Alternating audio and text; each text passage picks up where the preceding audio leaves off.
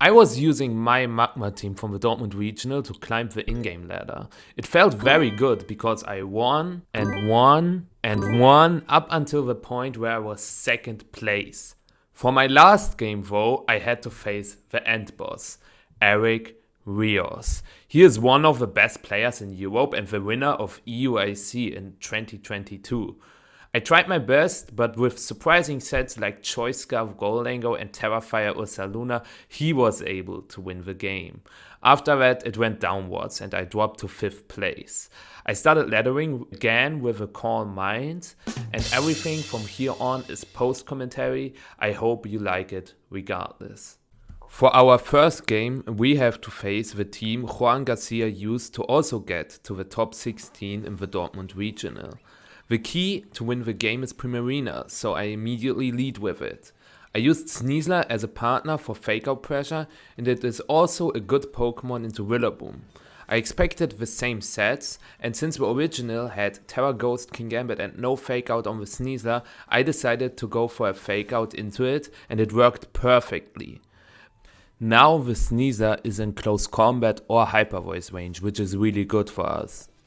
The next turn I use a switch to Magmar to position myself for the Dragapult, because I lost the Dragon immunity if I Terra. I had to Terra because I did not want to take a Dire Claw, but to my surprise my opponent Terras his Kingambit to the Flying Gambit and goes for Sucker Punch?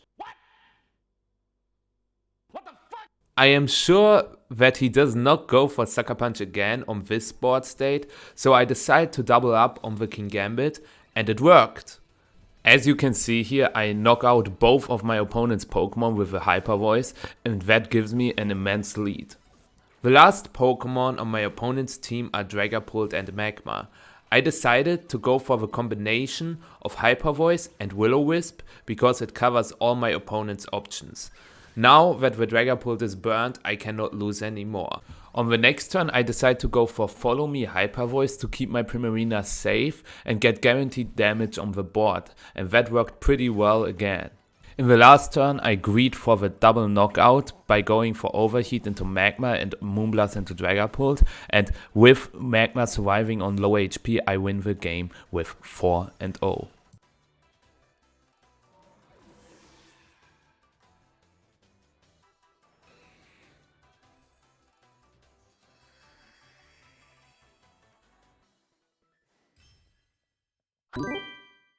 The next game features the strong combination of Talonflame and Garchomp, but there are also some interesting picks like the Kanto Weezing and Gardevoir on the opponent's team. I knew that Primarina would be a great Pokemon again, so I decided to lead with it. To protect it from Final Gambit Annihilate, I paired with Terra Ghost Follow Me Magmar and bring Rillaboom and Kingambit in the bag. Rillaboom is able to soften up the matchup against Garchomp, and Sucker Punch just looks too strong to not bring it here. My opponent starts off with Dragapult and Annihilate, so I decide to trade Magmar for 2 KOs if the Annihilate has Final Gambit. Instead, we see Walk Slide though, but we gain the information that the Annihilate carries the Choice Scarf. Since the Weezing now is in Overheat range, I decide to go for it. But to my surprise, the Weezing is max speed and outspeeds my Magmar. On top of that, he gets a double flinch.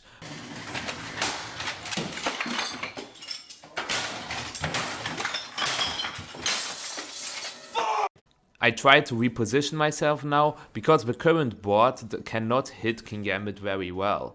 I am aware that the Weezing can carry Will-O-Wisp, but I can negate that with a Swords Dance. I go for Terra Poison on my Primarina because I really need damage on the Annihilate to put it in Sucker Punch or Grassy Glide range. We don't get flinched on the Primarina this time, so now we are in a very good position.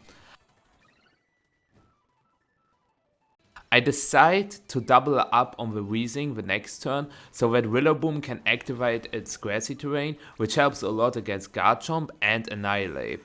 He whiffs yet another Walk Slide into the Kingambit, and luckily we don't get flinched on the Primarina, so we can secure the KO on the Weezing. Now Garchomp joins the field. I decide to target the Annihilate with Sucker Punch because I knew that Kingambit would survive this turn. I wanted to force the Dragapult in so that I can Sucker Punch it as well, since Rillaboom always beats the Garchomp. To my surprise, he uses the Terra on the Garchomp and reveals Protect on the Dragapult. The situation is a little dicey now, because the Dragapult could use Protect again to dodge the Sucker Punch. That's why I decided to use Protect on my Kingambit and try to damage the Garchomp with high horsepower. That turn went really well because I got a lot of damage on the Garchomp, and now I just win if I toss the Primarina and put Magmar next to Kingambit. My opponent surrenders, and we advance to the 4th place. Our next opponent features the standard Dondozo team, so I had a plan already. I lead with Kingambit and Sneasler to deal with all the non-Dondozo pieces, and if my opponent decides to bring it early, I can use Rillaboom and Primarina to get rid of the boosts with Haze and Fake Out. My opponent leads with Glimmora and Talonflame, and I knew that my Kingambit looks very good here. I decide to fake out the Glimmora because I have no good switch in on the Sneasler slot, and I go for a Swords Dance so that I can remove the Glimmora in one hit in the next turn. I switch Sneasler to Rillaboom, which is risky, but my Primarina wins together with Kingambit if it doesn't get poisoned. That's why I made the switch. He didn't even Brave Bird. Instead, he went for a Tailwind, which is fine for me because my Pokemon weren't too fast to begin with. Now that Dragonite hits the field, I have to make a decision. Do I Terra the Kingambit?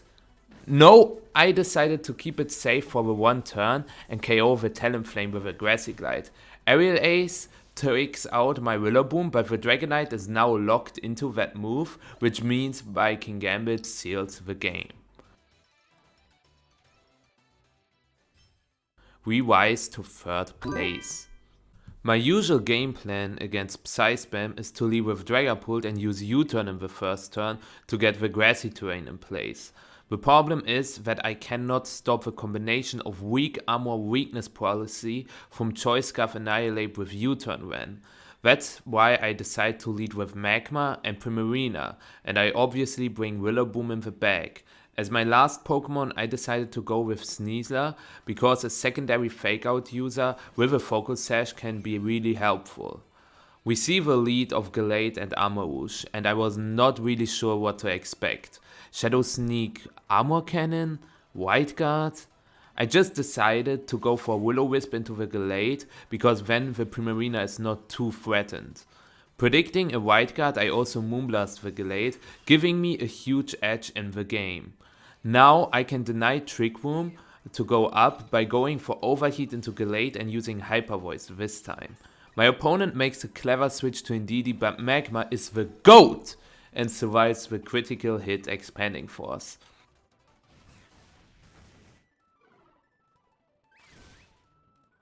Now I can just toss the Magmar to get a free switch into Rillaboom. I wanted to keep Primarina safe because it looks very strong into whatever the last Pokemon is. The Armarouge dies and Trick Room goes up, but that's why I kept Rillaboom safe.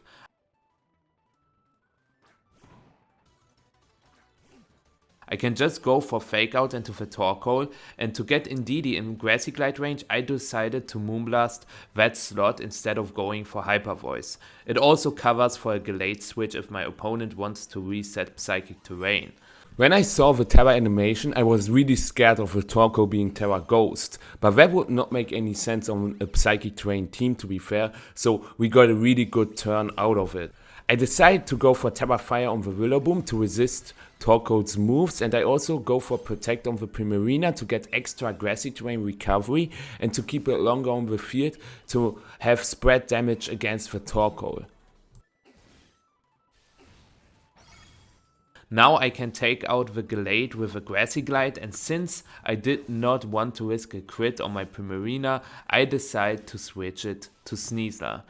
With a crit on my Primarina, I could have still lost to the Torkoal. Now I have Fake Out pressure up again and the Sun and Trick Room turns are running out. Once both end, Primarina can knock out the Torkoal, but that is not needed because my opponent did not go for Protect, giving me another big win.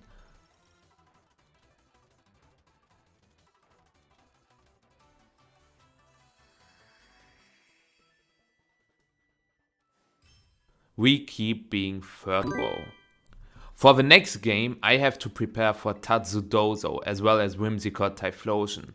I see that Primarina has a good matchup into basically everything again, especially when it is paired with Sneasler, which can get rid of Clefable and Whimsicott.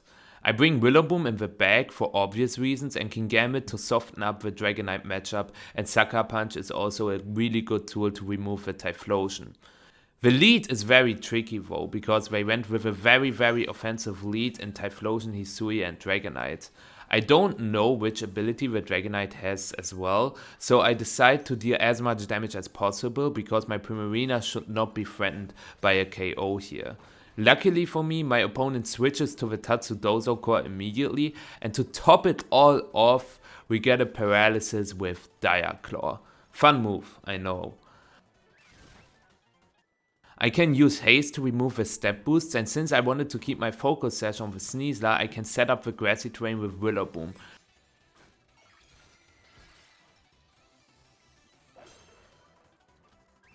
We take the Earthquake super well, and all we need to do now is that we time the KO on the Dondozo with high horsepower so that the Tatsugiri dies to Moonblast. First I go for Fake Out Hyper Voice because we saw that the Dondozo doesn't even have the Cover Cloak item because it got paralyzed by the Sneasler, so that is just a free turn for me.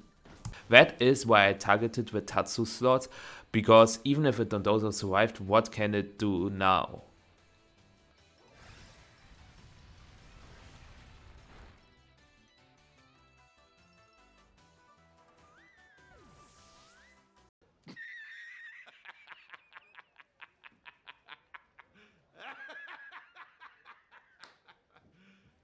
You serious?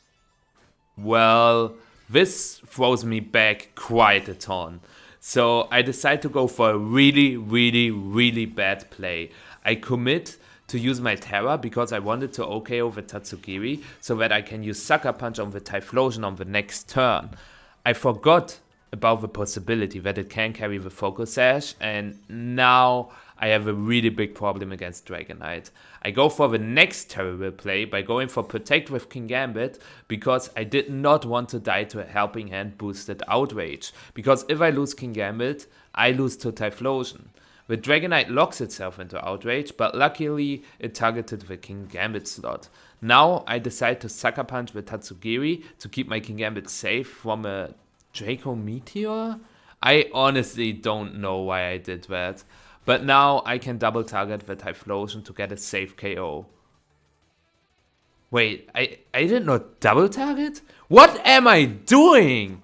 At least they stayed in, I guess. If they decided to switch back into Tatsugiri, it would have gotten really bad. Now I just have to use Glide on the Tatsu and Sucker Punch on the Dragonite to secure the win. But this game was really bad from my side. I guess the fissure hit me in real life. But let's see where we place.